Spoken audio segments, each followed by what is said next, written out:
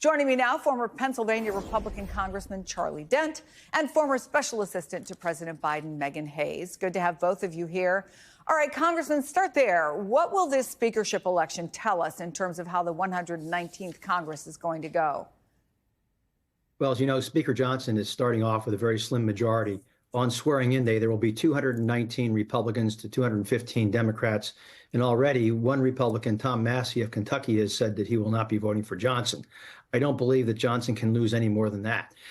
So if Republicans melt down and they can't rally around Johnson for Speaker, we could see a fair amount of chaos because there doesn't seem to be somebody else waiting in the wings who does have the necessary votes to become Speaker. So right now what will happen is if Donald Trump decides to weigh in and support Johnson, that will certainly give his candidacy a boost.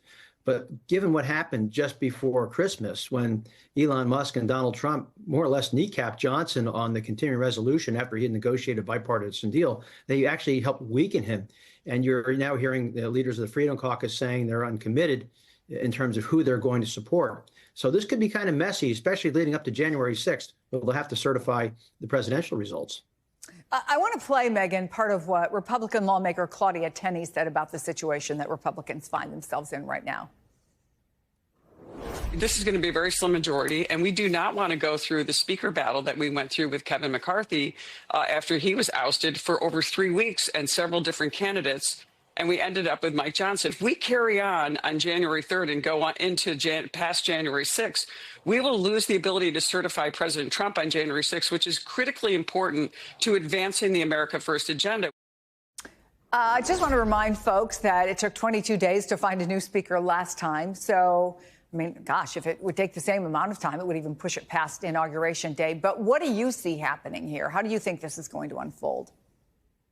I think eventually they'll coalesce behind Johnson. I don't think there's another viable option here, but I do think that the Republicans are learning how hard it is to govern. You can't govern through sending out tweets or X's or whatever they're called now. And Elon Musk is not an elected member of anything, the White House or Congress.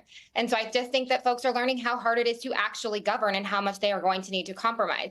Johnson is their best option right now. They don't have someone else that could even take the mantle, let alone if Trump would support him or not. So I do think that if they want to certify the election on January 6th, they are going to figure out how to get behind Johnson.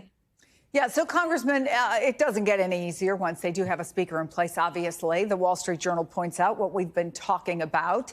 The tight math means for the early months of Trump's presidency, Republicans may not be able to afford more than one no vote, a daunting task for party leaders in a conference that often features intra-party brawls and is trying to pass an ambitious tax and immigration agenda. So, practically speaking, what's a speaker, whether it's Johnson or someone else, to do?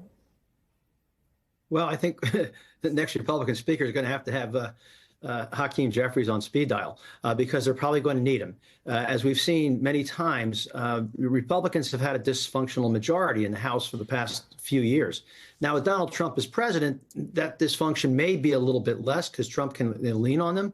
But just remember, there are 30-some votes in the House, and we saw this just a couple of weeks ago with the continuing resolution discussion. There are 30-some Republicans who are never going to vote for continuing resolutions to fund the government or appropriations bills or debt ceilings. So they're going to need Democrats to help them in the House on any number of issues. So they have to get ready for that and just accept it. But that's always been the challenge in the House Republican Conference. The hardliners don't like to do compromise, particularly in divided government. But now that we have one-party government, Republicans controlling the House, Senate, and presidency, that might help them a bit. But again, there's always going to be a few people who aren't going to be able to support the agenda. And it might not just be hardliners this time. It could be people more from the center, who do not want to maybe support something too hardline because they have to worry about general elections. So the fractures could come in a lot of different directions going forward. So, Meghan, what is the role of House Democrats come 2025, and do they hold a lot of power? Yeah, I think they hold an incredible amount of power. I think that they hold the ability to get anything done. So if they're willing to compromise on things that are good legislation for the working class families and the American people, I think you'll see the Democrats voting with the Republicans.